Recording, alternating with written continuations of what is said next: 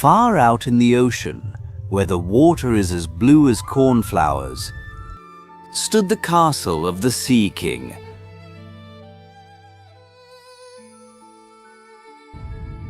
He lived there with his wise mother and his 6 beautiful daughters. Look in your hair. Oh, I love it. You did amazing. My turn next. But the youngest was the quietest and the most beautiful. She often gazed up at the surface, longing for the world above.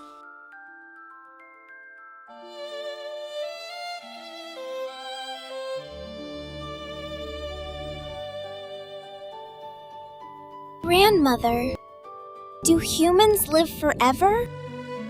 No, child. But they have immortal souls. Finally, her 15th birthday arrived. She rose to the surface for the first time. Before her lay a grand ship, glowing like stars. Curious, she swam closer to look inside. There she saw the prince. He was celebrating his birthday. He was more handsome than her marble statue.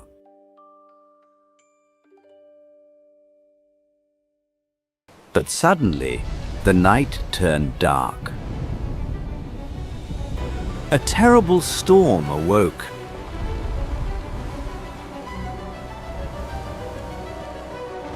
A storm! Take down the sails! Lightning struck the mast. The ocean swallowed the ship.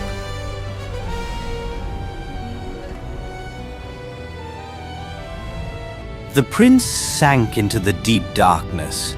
He must not die, she thought.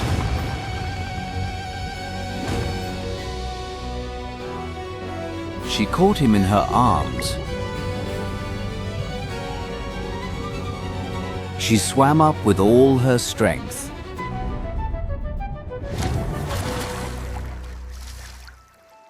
Morning came, and the storm passed. She brought him to a quiet shore. She kissed him, wishing she could stay. But she heard footsteps. A maiden from the temple found him. He thought the maiden saved him.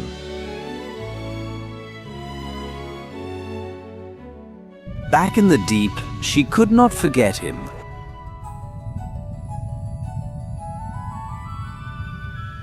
She longed for him and an immortal soul.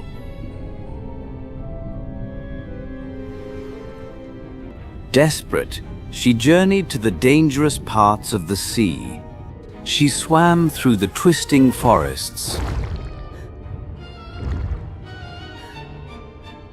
to the lair of the sea witch. The witch was waiting. I've been waiting for you. Do come in. We have much to discuss. I know what you want, you foolish child.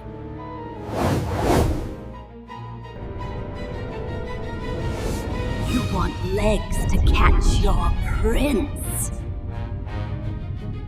I will give you legs, but every step will hurt like sharp knives. And if he marries another, you will turn to sea foam. She accepted the risk. I agree. But first, the price. Your voice. She surrendered her beautiful voice.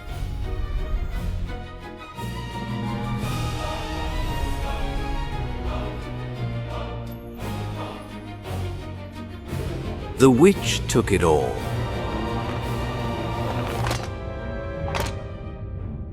Swim to shore. Drink this before sunrise. She fled the dark depths, leaving her home forever.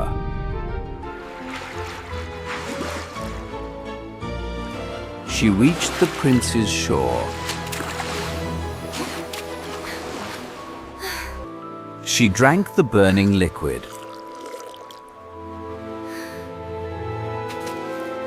Pain struck her like a sword. Her tail disappeared.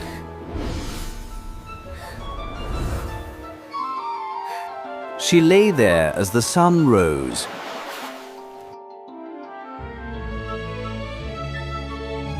The prince found her.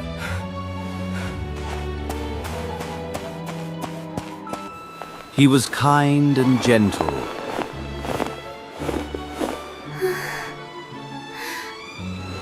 She woke up to see his face. She could only speak with her eyes. Who are you? Can you speak?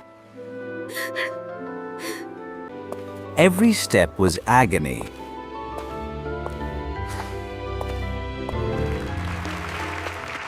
But she bore it all for him. She became the prince's favorite companion. Though every step was agony, I must marry the neighboring princess. he trusted her with his secrets. I only love the girl in the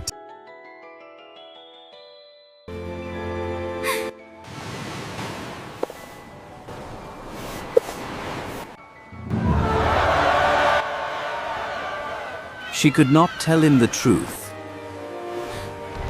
They sailed to the neighboring kingdom.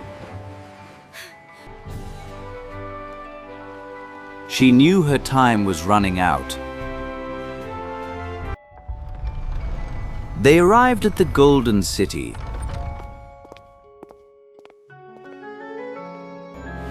The princess appeared. It is you. It was the maiden from the temple. Reunited us.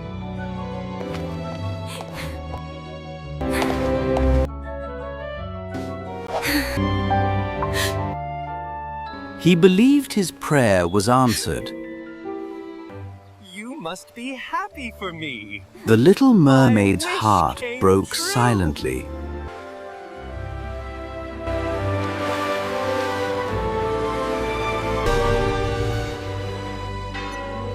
The wedding was held on the ship. Church bells rang across the sea. Night fell. The celebration began. She danced her last dance. Thinking of the death waiting at dawn, the ship fell silent.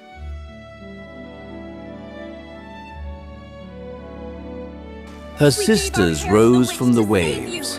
Take this. Look, the red thread binds you to him.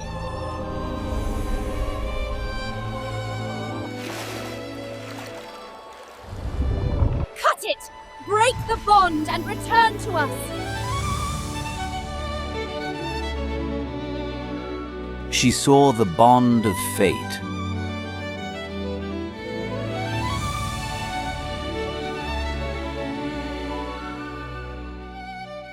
No. She held the blade to the thread.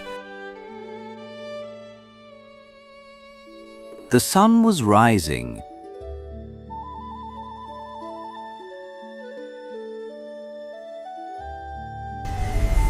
But she loved him too much. She threw the knife away. The dagger vanished.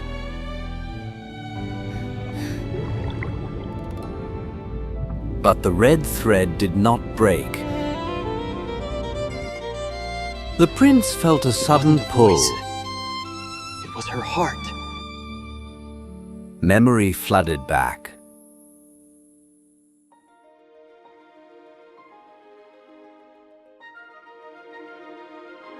Wait. Don't leave me. He ran. I love you. The sun It was touched the water. always you. She closed her eyes. But a hand caught her.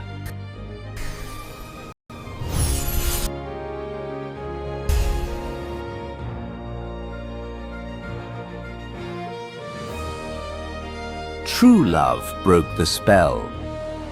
You remember me? She was saved. Her voice returned.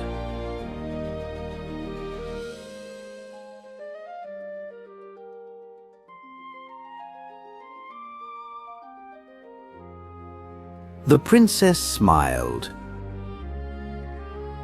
The ocean rejoiced.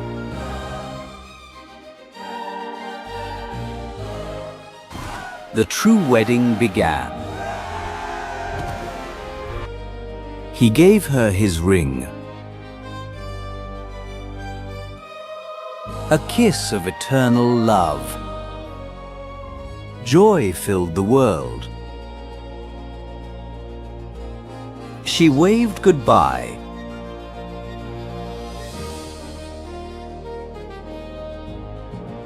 They lived in happiness,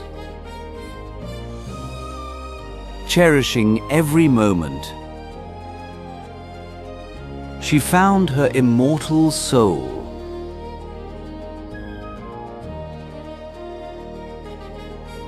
Through the purity of her heart, and they lived happily ever after.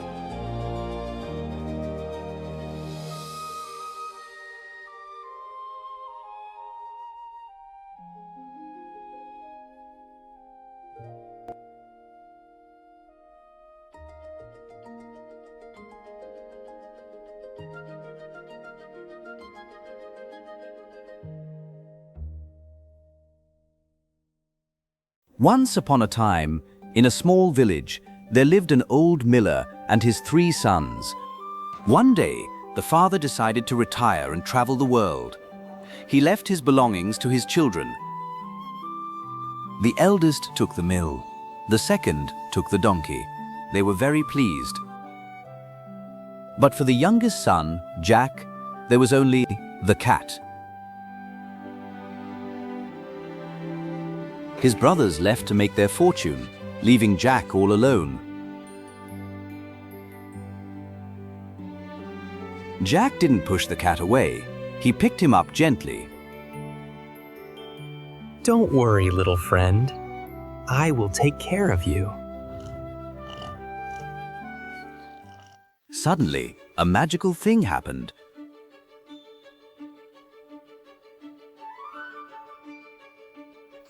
Thank you, Master. You have a good heart. Jack could not believe his ears. The cat could talk. You can talk? Indeed. Give me those boots, and I will change your life. Trusting his new friend, Jack gave him the boots. Perfect. Now, call me Puss in Boots. Puss led Jack deep into the enchanted forest.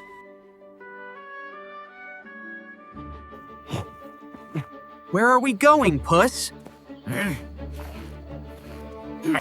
To find a treasure more valuable than gold. They found the rare healing herbs, known to cure any sickness.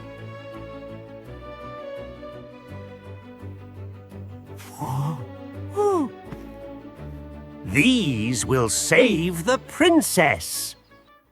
Meanwhile, at the royal palace, a shadow hung over the kingdom.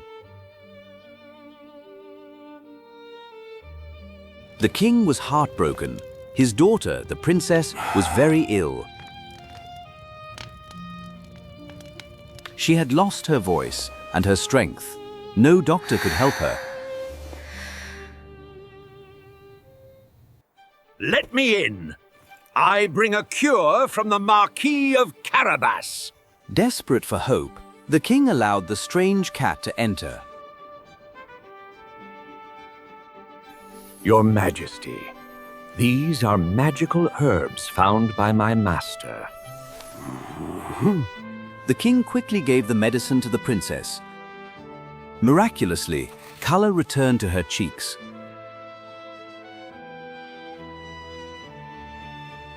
Father. I can speak again. Who is your master, noble cat?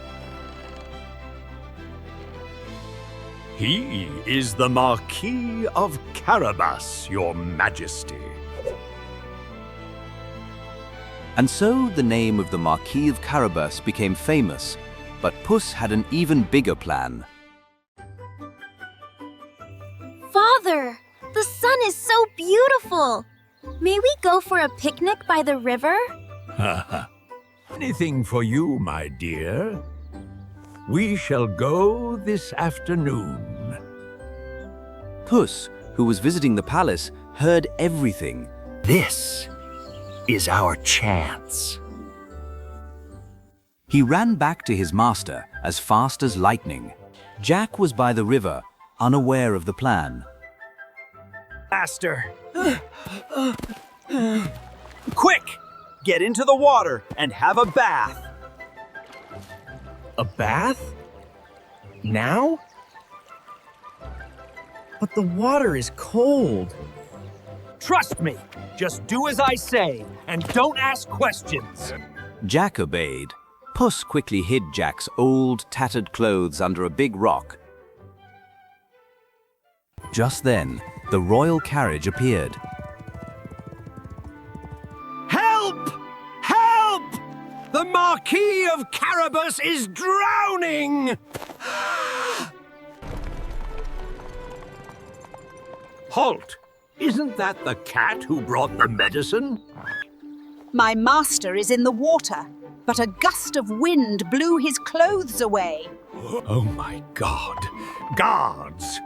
Bring the Marquis's finest ceremonial robes immediately! Sire, the royal suit. It's magnificent. Thank you. When Jack stepped out, he looked like a true prince. The princess saw him and her heart skipped a beat. Daughter, this is the Marquis of Carabas. It is an honor, Your Highness. The honor is mine, Marquis. Thank you for the medicine. Please join us. We are going for a ride. Jack sat with them, and the carriage rolled on.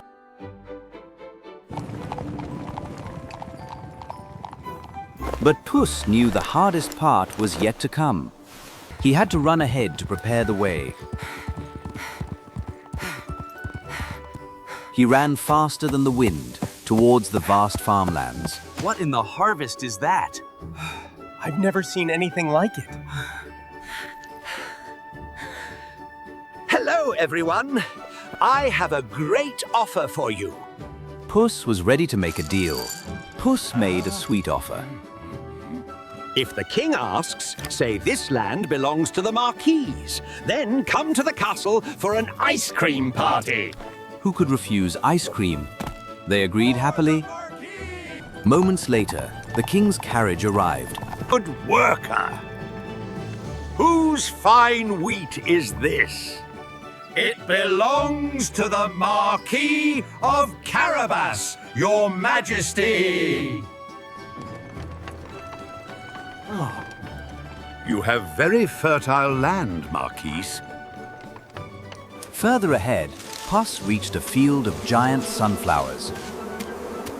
Tell the king this belongs to the Marquis, and the cake is yours. Yes, please. Cake.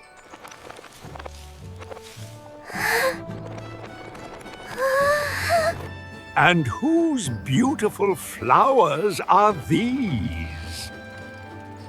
The Marquis of Carabas, Your Majesty! The princess was amazed not just by his kindness, but by his wealth too. One last favor. Say this is the Marquis's land, and join the grand feast at the castle. Even the sheep seemed to agree. Do these sheep also belong to the Marquis? Yes, to the Marquis of Carabas! You are a man of great surprises, my boy. Finally, Puss arrived at the giant's castle.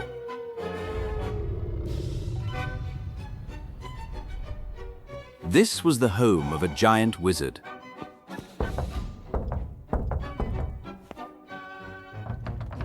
The door opened with a loud creak. Inside sat the giant, who was actually the owner of all those lands. Greetings, great wizard. I have heard of your amazing magic. Who disturbs me? A tiny cat? I just wanted to see if the legends are true. Can you really transform into any animal? Of course I can. Watch this. With a puff of smoke, the giant began to change. He turned into a ferocious lion. Amazing, but very scary. Very scary. See? I am the most powerful wizard. Impressive for a big guy. But I bet you can't become something tiny. Tiny? Like what? Like a mouse, perhaps? Or is that too hard for you? Impossible is nothing. In a blink, he became a tiny mouse. Puss was faster. He trapped the mouse under a glass. Just then, the king arrived.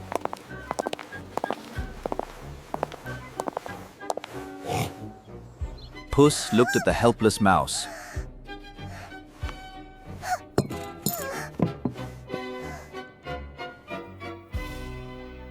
Puss. Wait. We do not hurt others, Puss. Not even enemies. Go on, you are free.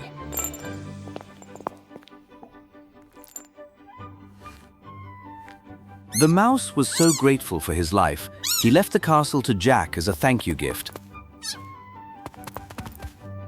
Marquis, is this your magnificent home? Welcome to the castle of Carabas, your majesty. And as promised, the feast began.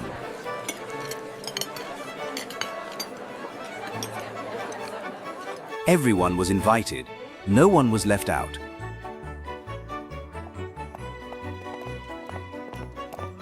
Best party ever.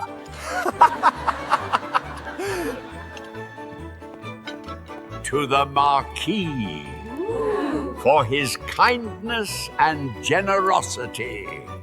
The king saw how happy his daughter was.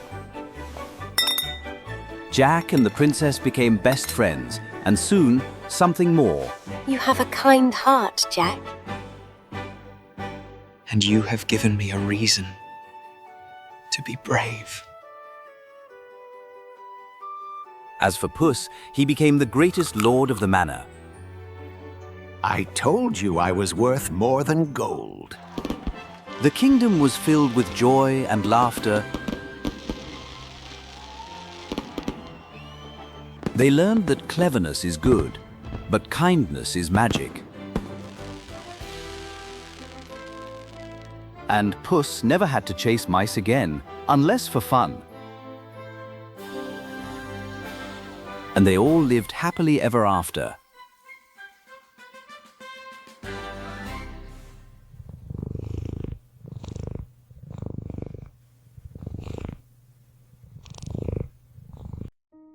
Once upon a time, in a time when pigs spoke in rhymes and monkeys chewed tobacco, there lived a poor widow and her son, Jack.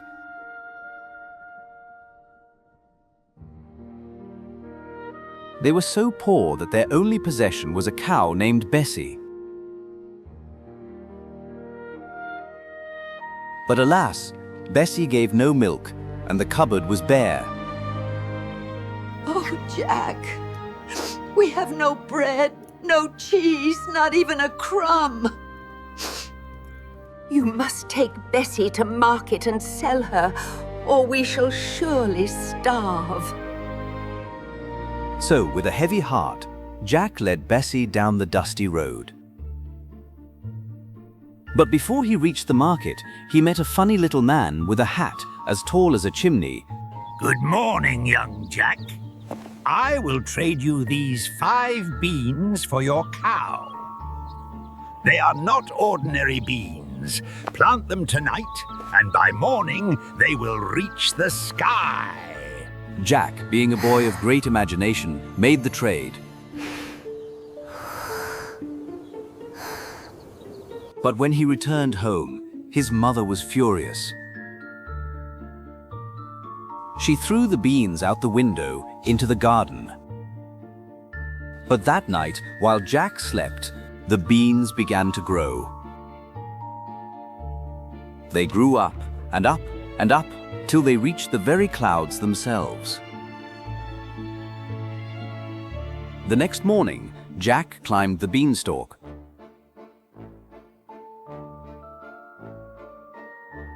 He climbed, and he climbed, and he climbed, until he stepped onto a road of white clouds leading to a great, gloomy castle. Jack crept inside. The house was dusty and filled with cobwebs. Suddenly, the floor shook. Thump, thump, the giant came home. Fee-fee-fo-fum. I sense the scent of an unwelcome little mouse. Be he big or be he small, I want no visitors here at all. Jack hid in the oven, trembling like a leaf. The giant ate his supper and fell asleep, snoring like thunder. Jack seized a bag of gold and ran. He ran as fast as his legs could carry him, back down the beanstalk. But gold does not last forever.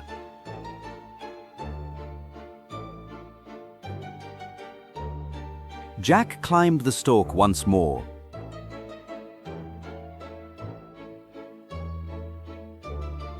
This time, he saw a hen that laid golden eggs. Lay! Lay! Roared the giant, and the hen laid an egg of solid gold. As soon as the giant dozed off, Jack grabbed the hen, but the hen cackled. Cluck! Cluck! Master, help! Who goes there? Jack barely escaped, the giant's fingertips brushing his heel as he slid down the vine. Jack knew he should be content.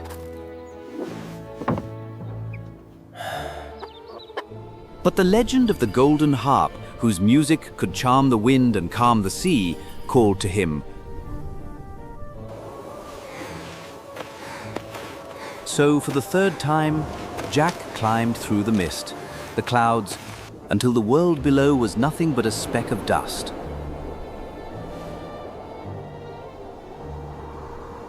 He crept into the castle.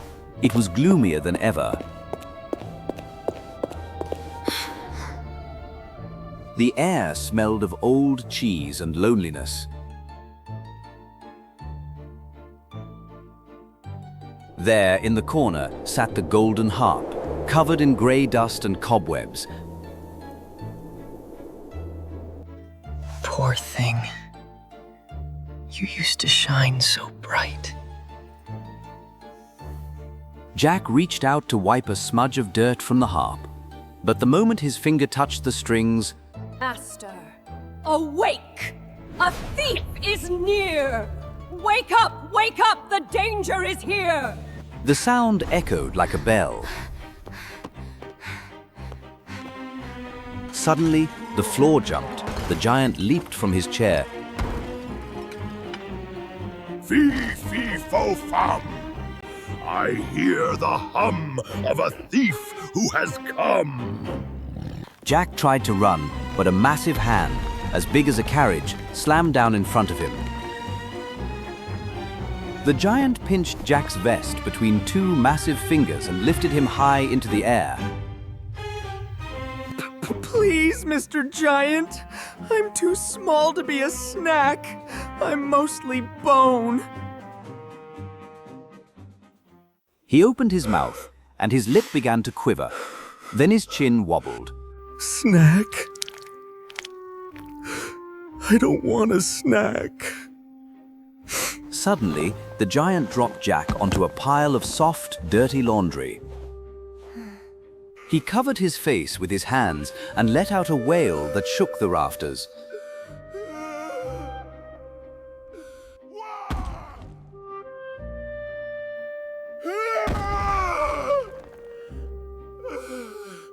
Tears the size of watermelons splashed onto the floor. Jack had to jump to avoid getting soaked. Look at this place. It's a pigsty.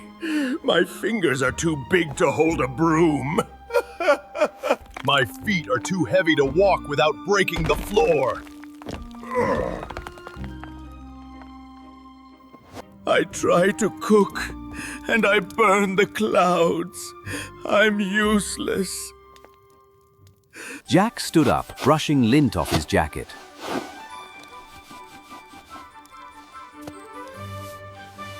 He looked at the giant, not as a monster, but as someone who was just overwhelmed. Jack placed his hand on the giant's pinky finger. You're not useless, sir. You just need a little management. And I happen to be very good at organizing. The giant sniffed, blowing his nose into a curtain with a sound like a trumpet. You help me? But you are so tiny. Small hands can reach places big hands cannot. Now, let's get to work. And so, the work began. Jack was the captain, and the giant was the crew. Scrub here! Scrub here! Polish there! Scrub it faster. Keep that rhythm going. Don't slow down. Jack tied brushes to his feet and skated across the tables using soap suds, leaving a shiny trail behind him. Swish, swoosh, sparkle. The giant used his mighty breath to blow the dust out the windows. They worked until the sun began to set. As the grime vanished, the magic returned. The dark grey castle turned a pearly white. Vines grew instantly along the walls, blooming with flowers that glowed in the twilight. It smells sweet, like lavender and rain. Birds who had been hiding in fear flew back. Bluebirds nested in the giant's beard. Instead of swatting them away, the giant giggled. Ha! It tickles. Look, Jack, I have friends. That evening, they sat on the balcony. The giant used a thimble to serve Jack tea, and Jack shared stories of the world below. You won't believe what I just saw up there. It was incredible, glowing brighter than the moon. They laughed until their sides hurt. But as the moon rose, Jack became worried. I must go.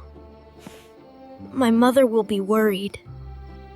The giant looked sad, but he understood. He gently handed Jack the hen and the harp. Take them, not as stolen goods, but as gifts for my first best friend.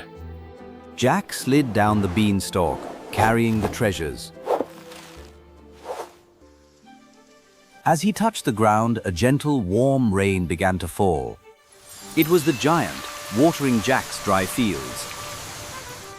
The dry earth turned green.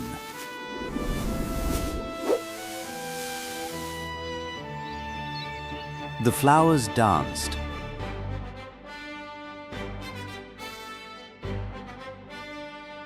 Jack didn't chop down the beanstalk.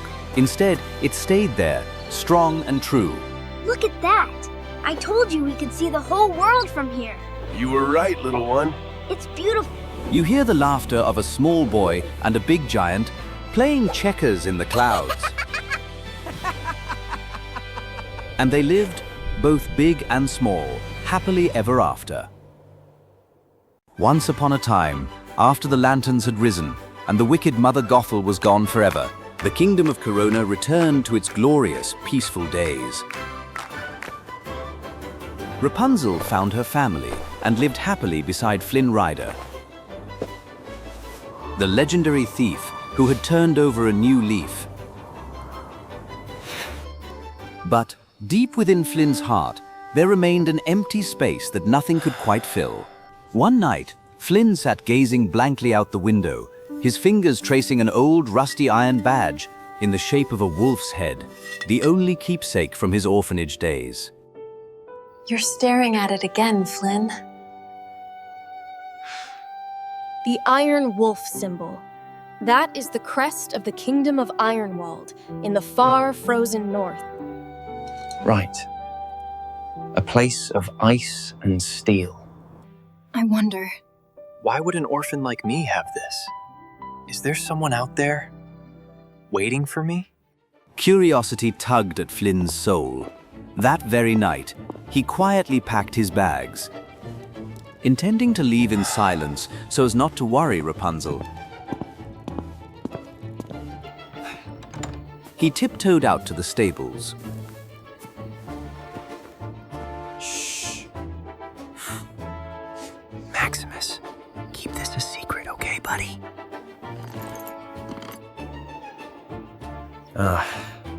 We're going on a long trip. But Flynn forgot one crucial thing. No one pulls a fast one on Rapunzel. Going somewhere without me? Family means finding answers together, remember? You know, I was just... You got a seen face, yeah.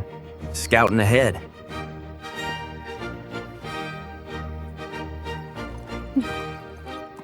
All right, Blondie, let's go.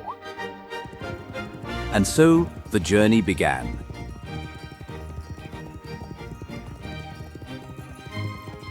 They trekked through the thick thorn forest, where Flynn had to use his acrobatic skills to clear the path. They crossed the Avalanche Pass,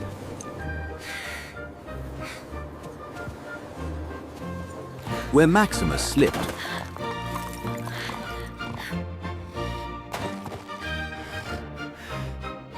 And the whole team had to shield surf like professional athletes.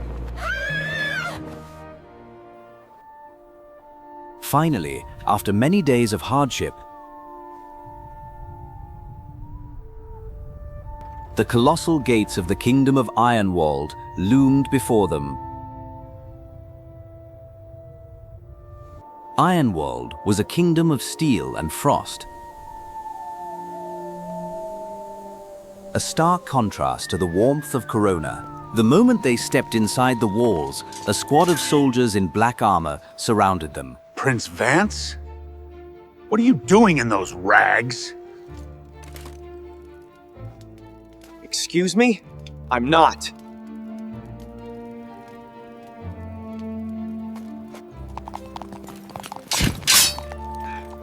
Halt! He is not me! From a luxurious carriage, a figure stepped out. He looked exactly like Flynn, as if carved from the same stone, except his beard was perfectly groomed. It was Vance, Flynn's twin brother.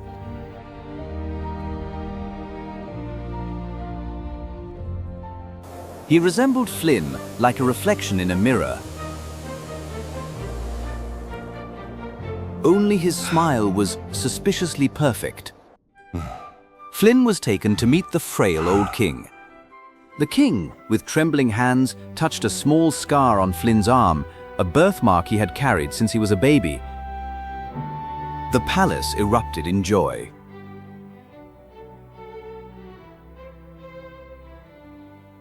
Eugene Fitzherbert, the orphan boy, had discovered he was truly a lost prince.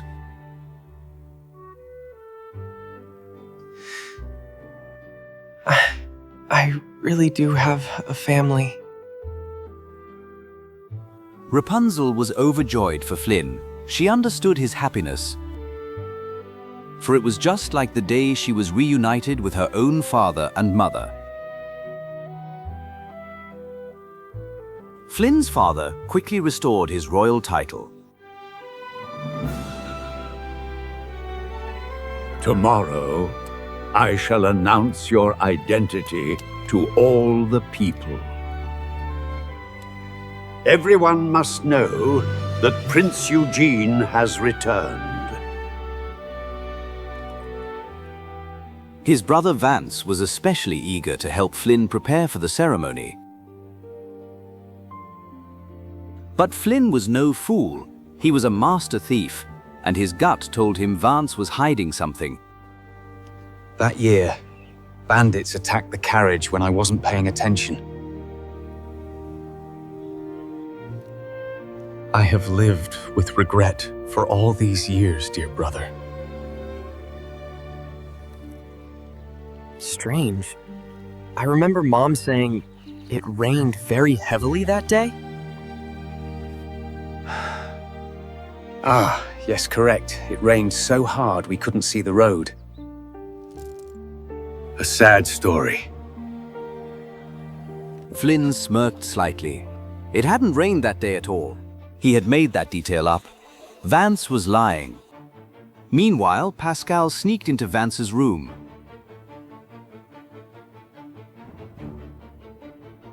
And found a torn painting of the two brothers, with Flynn's face violently scribbled out in red ink.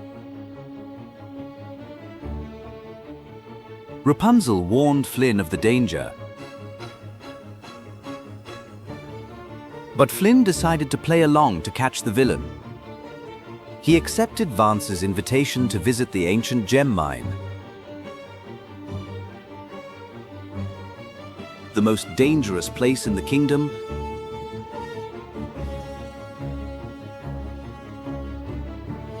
but secretly signaled for Maximus and Rapunzel to trail behind. Deep within the dark tunnels, by the edge of a cliff, Vance finally dropped his mask of kindness. Did you think I was happy to see you return? You are the shadow that haunts me. Father always missed you, his poor lost son, and looked down on me. This throne belongs to me! Vance triggered a rock trap. Massive boulders came crashing down. Flynn dodged them swiftly, thanks to his thief-like agility.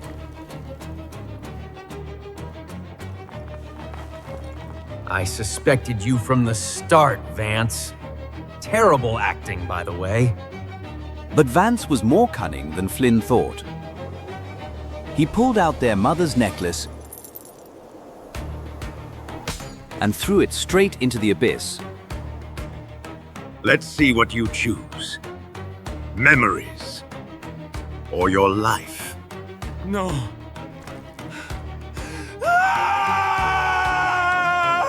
Flynn dove to catch the necklace on instinct. Vance seized the moment and kicked the rock Flynn was standing on. Flynn plummeted into the dark chasm. Flynn thought it was the end, but no. A golden lock of hair, actually, a long rope was dropped down just in time. It was Rapunzel. She rode in on Maximus like a hurricane.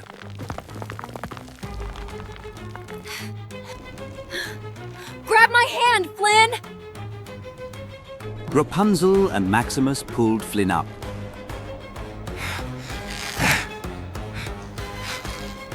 Just moments before the mine collapsed. The trio, along with the brave chameleon Pascal, raced back to the palace to reveal the truth. In the throne room, Vance was pretending to weep, announcing Flynn's tragic accident. The great doors burst open. Flynn strode in, covered in dirt but with fire in his eyes. The play is over, Vance! Pascal spat out the piece of paper detailing the plan to eliminate Flynn that he had stolen. Cornered, Vance lunged to attack. But how could he defeat the duo of Flynn and Rapunzel? A stylish dodge from Flynn. He's completely unconscious.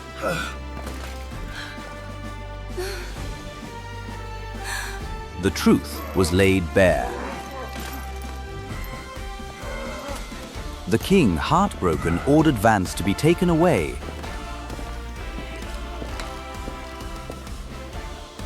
He looked at Flynn with apologetic eyes and offered to abdicate the throne to him as compensation. Flynn looked at the cold throne, then looked at Rapunzel, smiling warmly beside him. He had found his answer.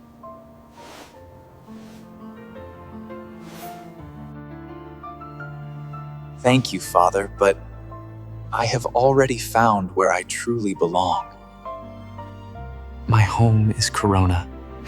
And my family is her. Flynn refused the crown, but accepted the love of his kin. He returned to Corona with Rapunzel,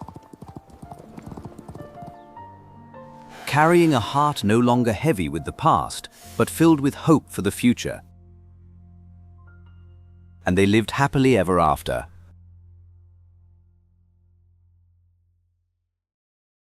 Once upon a time, there was a kingdom blessed by a glittering river. A humble fisherman lived there, content with the simple gifts of nature. One day, the river sent him a daughter. He named her Fiona. He raised her alongside his own daughter, Lena, but they were as different as day and night. Fiona grew up hard-working and kind, while Lena grew lazy and vain. Why is the sun so hot? But happiness is fragile.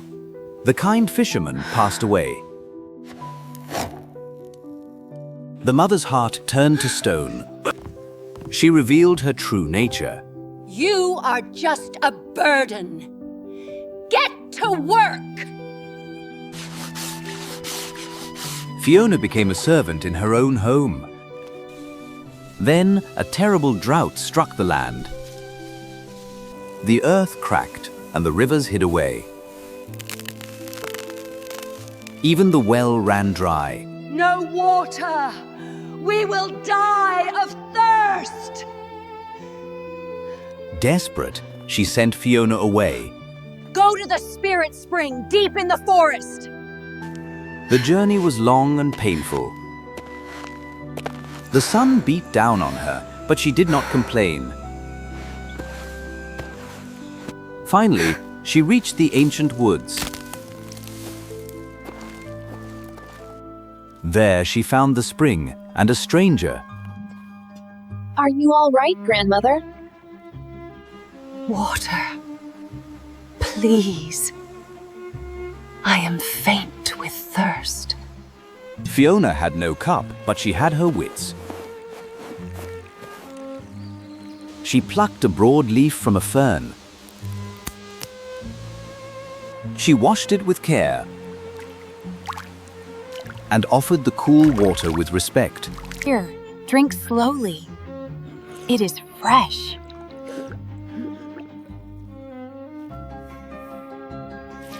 You have a heart of pure gold, child. The beggar vanished. The guardian fairy appeared. For your kindness, I grant you a gift. Her rags turned into petals. With every step, flowers bloom. Thank you, kind fairy. Fiona returned, bringing spring with her.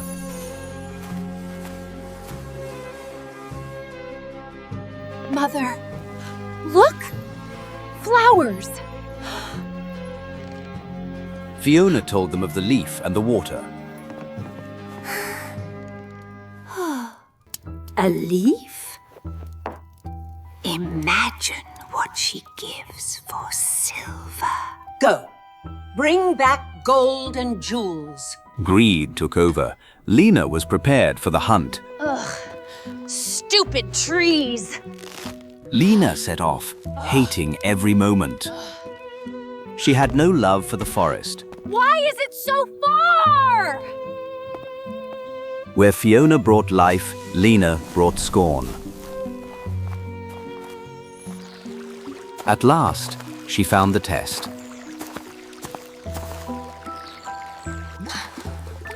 She filled her silver jug with arrogance. Child, I am thirsty. May I have a sip? Drink from my silver? No way! You are dirty. Drink from the mud! She turned her back on kindness. Stop. The fairy's voice shook the trees. The fairy!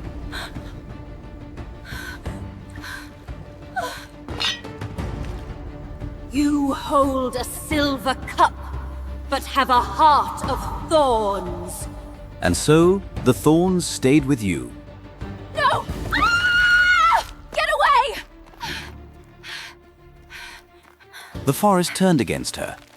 Her silk was shredded. The mother waited for treasures. My rich daughter has arrived. Mother. But a disaster returned. Help! Oh! What kind of weeds are these? They ran inside to hide.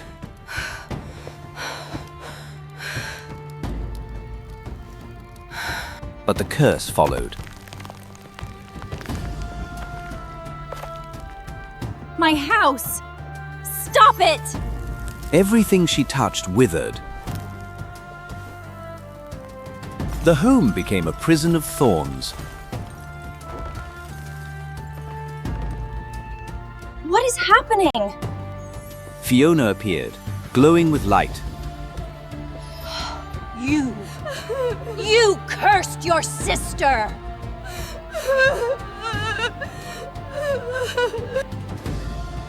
Take your magic and get out. Never come back! She threw Fiona out into the cold, dark night. But even her tears brought beauty.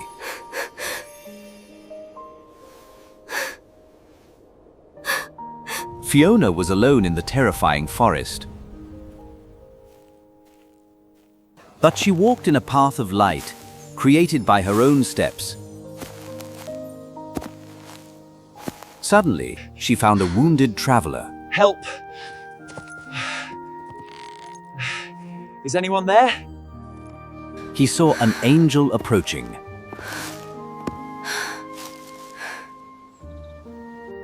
Do not move, sir. I can help.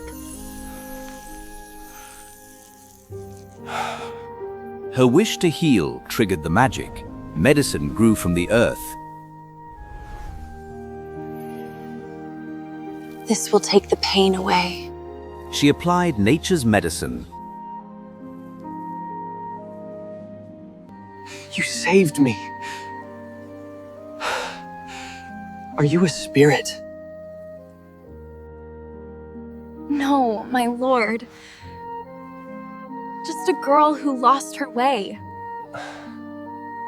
Captivated, the prince took her to his castle. She brought spring to the stone city.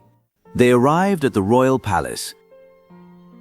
As she entered, the castle bloomed.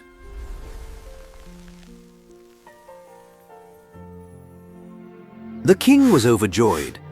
She brings life itself. Welcome. Meanwhile, darkness consumed the old cottage. Trapped by their own malice, Use your teeth if you have to. Cut them!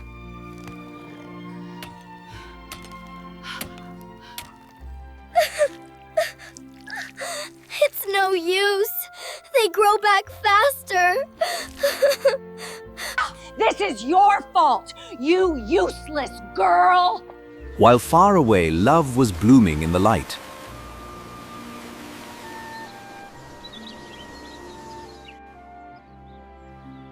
Will you be my queen? Yes. But first, we must save the land. They were wed in a ceremony of petals.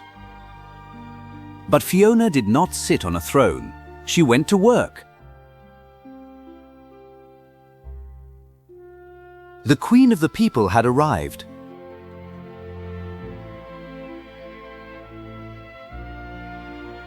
She visited the barren fields.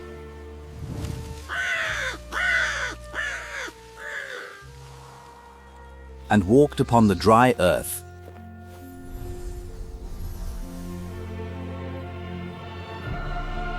Life returned to the harvest.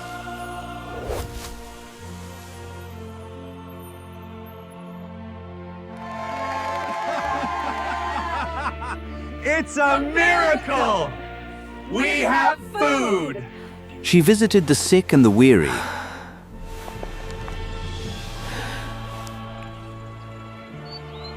Healing herbs bloomed at her feet.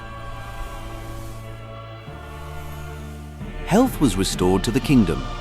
I can walk! I feel strong! Ah! The land became a paradise known as the Kingdom of Bloom. But one place remained silent.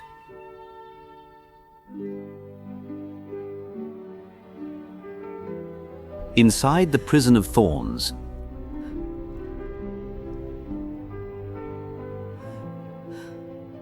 Lena watched the happiness she could never have. It looks so beautiful. Greed left them with nothing but shadows. Justice had been served.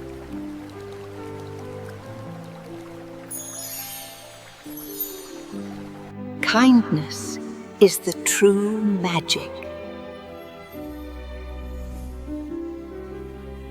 Fiona honored the source of her gift. A new generation was born with love in their hearts. No one went hungry ever again, where children played in endless blooms. This is so beautiful. Look at them all. I feel like I'm flying. Yeah! Time passed gently.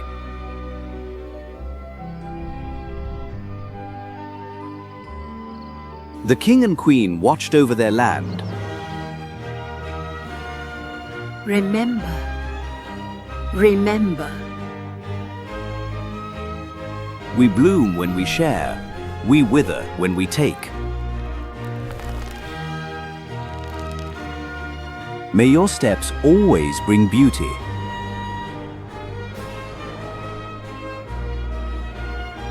And so ends the tale of the blooming steps. A story of choice. The end.